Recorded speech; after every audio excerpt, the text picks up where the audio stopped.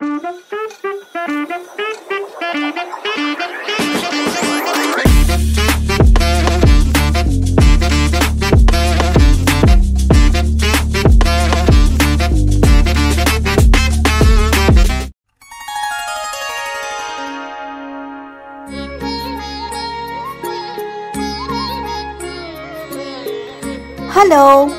Welcome to Mantas travel.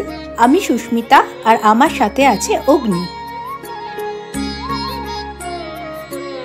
এখন আমরা আছি অযোধ্যাতে। আগের ব্লগে আমরা তোমাদের নিয়ে গিয়েছিলাম রাম মন্দির, হনুমানগড়ি আর দশরথ মহলে। এবার আমরা ঘুরে দেখাবো অযোধ্যার বাকি জায়গাগুলো।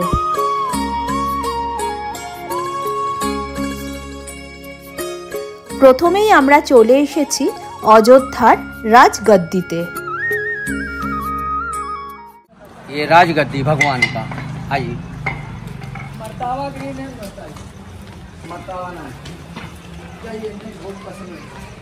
थोड़ा जल्दी आ जाइए क्योंकि यहाँ भी मंदिर ये लॉक हो जाएगा फिर 7 बजे के लिए।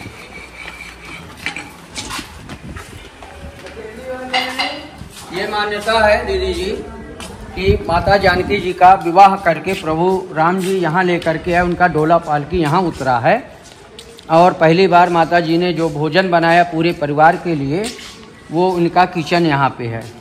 उनका नाम है राजगद्दी परिवार।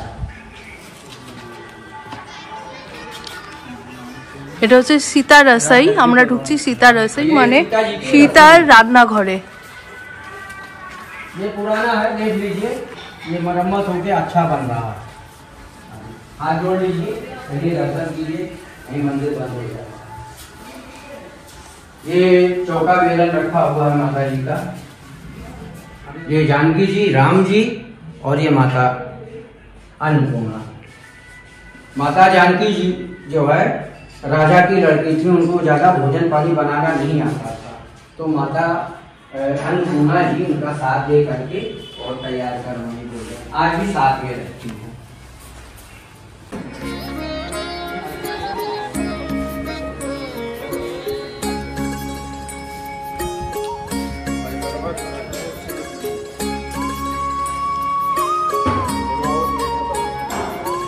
আমরা যেখানে দাঁড়িয়ে আছি এটা হচ্ছে রামের দরবার। রাম আর সীতা বনবাসের পর এখানে এসেছিলেন, এবং এখান থেকে রামের হচ্ছে রাজ্য অভিষেক হয়েছিল। রাজ্য অভিষেকের যে সিংহাসনটা সেটা দেখানো যাবে না, ওটা বন্ধ আছে। আমরা দেখেছি, এরমভাবে ফটোগ্রাফি করা যাবে না। এই সেই রাজ অভিষেকের জায়গা।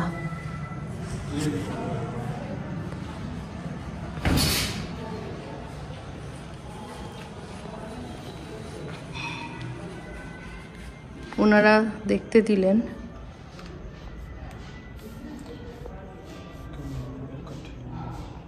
এই সামনে যে সিংহাসন, এটা হচ্ছে পুরো রূপোর সিংহাসন।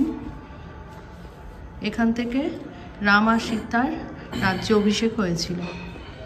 আর সামনে যে দরজাটা, এই যে এই দরজা, এটাও হচ্ছে রূপোর দরজা।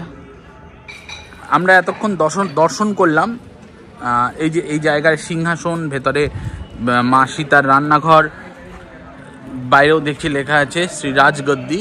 এইটা দেখে এবার আমরা যাব উল্টো দিকে, দেখা যাচ্ছে কনক ভবন, যেটা এখানের আরেকটা খুব বিখ্যাত জায়গা। সেই কনক ভবনে, যেটা মাতা সীতাকে গিফট করেছিলেন মা কৈকেয়ী। আমরা এগিয়ে যাই কনক ভবনের দিকে। আমরা এগিয়ে যাচ্ছি কনক ভবনের দিকে। ডান দিকটায় পুরো মার্কেট দেখতে পাচ্ছি।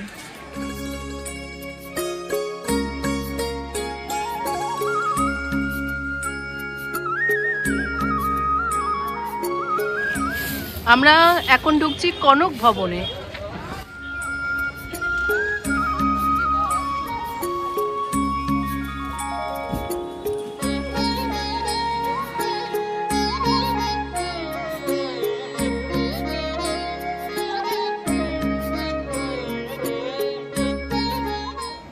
আমরা দাঁড়িয়ে আছি কনক ভবনের সামনে। সীতা যখন বিয়ে করে এখানে এসেছিলেন, রাম বিয়ে করে নিয়ে এসেছিল, তখন কৈকেয়ী, মাতা কৈকেয়ী এই ভবনটা সীতাকে গিফট করেছিল, দান করেছিল।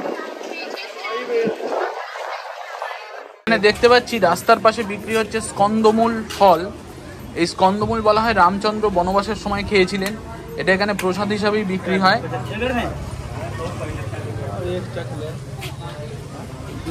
এই জিনিসটা হচ্ছে স্কন্দমূল। এই যে জায়গার জিনিসটা কেটে কেটে বিক্রি হচ্ছে।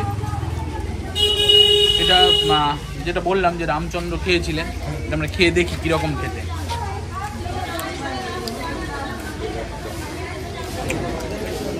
ভীষণ সুন্দর খেতে, রসালো একটা জিনিস, আগে কখনো খাইনি এটা।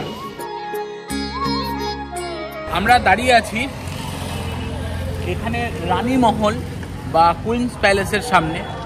এই অযোধ্যার রামায়ণ বা রামের ইতিহাস ছাড়াও কিন্তু অযোধ্যার একটা খুব রিচ ইতিহাস রয়েছে, যেটাতে দেখা যায় যে অযোধ্যার সঙ্গে কোরিয়ার একটা কানেকশন আছে। খুব অদ্ভুত এটা একটু গল্পটা বলি। 48 খ্রিস্টাব্দে এখানকার প্রিন্সেস সুরিরত্ন তার নাম ছিল, তিনি 4500 কিলোমিটার পাড়ি দিয়ে কোরিয়াতে পৌঁছান এবং ওখানের রাজা তৎকালীন যিনি ছিলেন কিম সুওনো, তার সঙ্গে বিয়ে হয় এবং তার নাম হয় কুইন হেও হোয়াং ওক। এখন এই যে তার প্যালেসটা ছিল এখানে, এবং যেটা সব থেকে মজার জিনিস, এর জন্য মিলিয়ন্স অফ সাউথ কোরিয়ানস তারা এখনও বিশ্বাস করে যে অযোধ্যা হচ্ছে তাদের মামা বাড়ির সম্পর্কিত। অর্থাৎ যেহেতু তাদের যে অ্যানসেস্টার ছিলেন, তাদের যে পূর্বপুরুষ ছিলেন, তার হোম টাউন ছিল এই অযোধ্যা।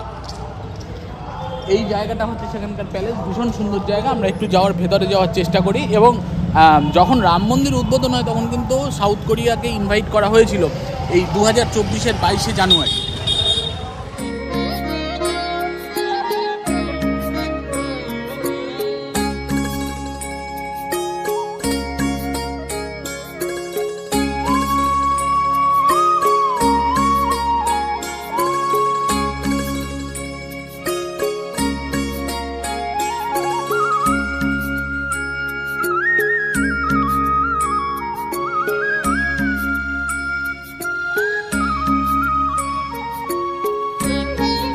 পথে যেতে যেতে একটা মন্দির দেখলাম, যার গেটে আছে হনুমানজির একটা বিশাল মূর্তি, ভেতরে মন্দির আছে, অপূর্ব সুন্দর বাইরের মূর্তিটা।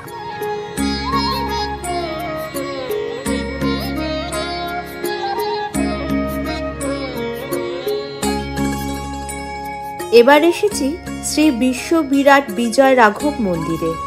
মন্দিরের মধ্যে আছে শ্রীকৃষ্ণের বিশ্বরূপ দর্শনের অপূর্ব মূর্তি।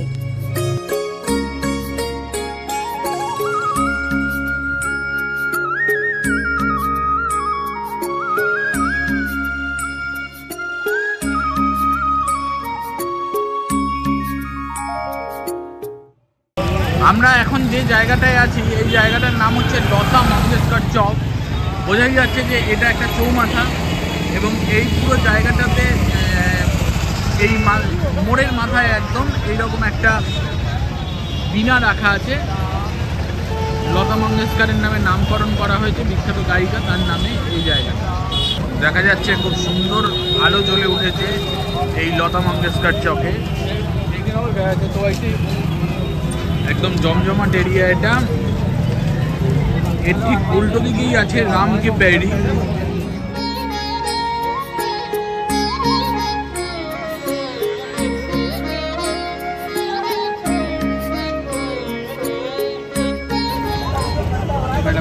সব জায়গার মতো এই জায়গাতে গিয়েও আমরা ফুচকা টেস্ট করছি। এখানে কিন্তু ফুচকার মধ্যে আলু না দিয়ে ঘুগনি দেওয়া হচ্ছে। এটা বড়ি মে ডাল দো না। আর জলটা হচ্ছে পুদিনা পাতার জল।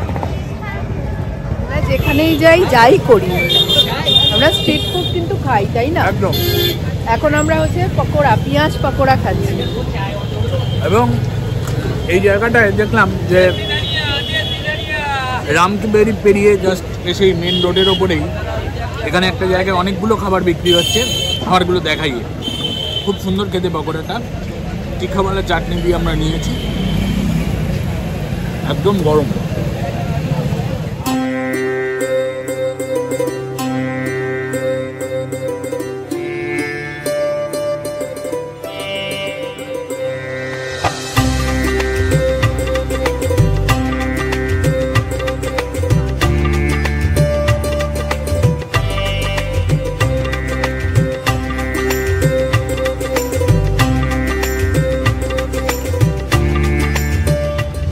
এখানে বাটি চোখাটা কিন্তু আলাদা করে দেয়নি, দুটো মেখে দেওয়া হয়নি।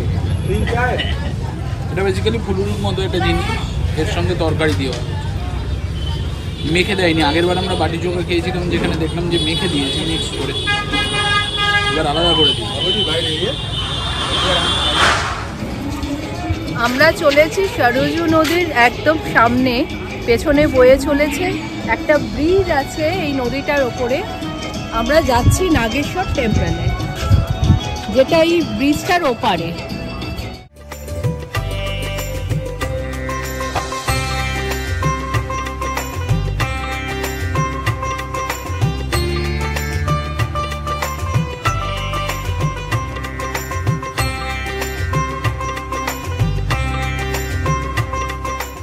আছি নাগেশ্বরনাথ শিব মন্দির।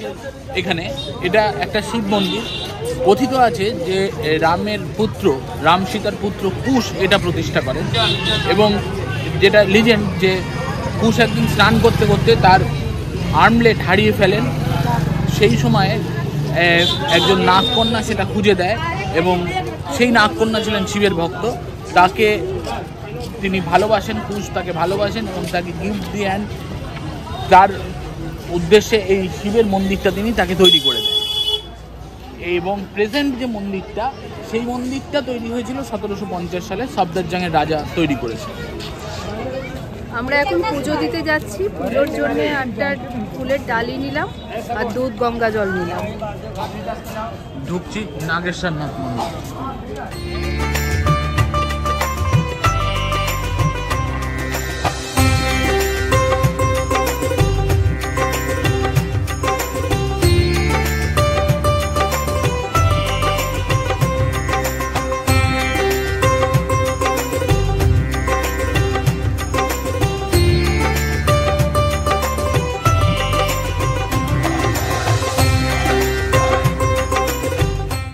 এখনই শিবের মাথায় জল ঢেলে এলাম, পুষ্প দিয়ে এলাম, বেলপাতা দিয়ে এলাম, পুজো করে এলাম।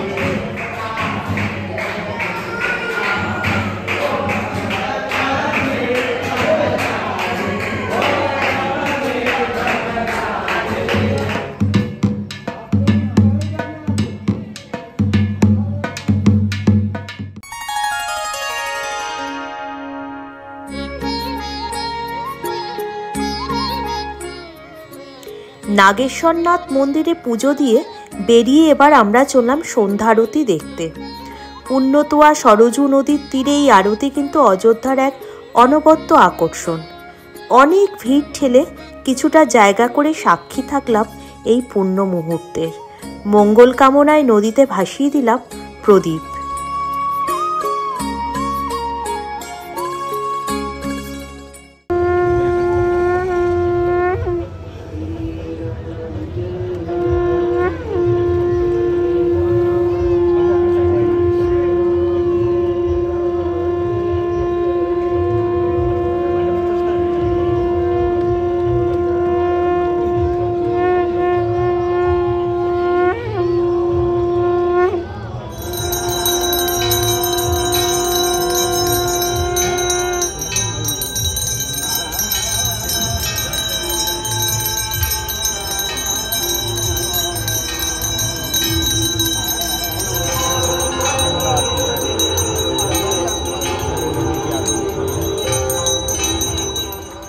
এবারের অযোধ্যা ভ্রমণ শুধু একটা ট্যুর না, এটা একটা ইতিহাস আর পুরাণের সাক্ষী হয়ে থাকা।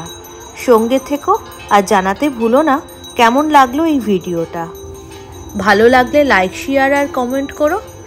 আর যারা এখনও আমার চ্যানেল সাবস্ক্রাইব করোনি অবশ্যই সাবস্ক্রাইব করে দিও।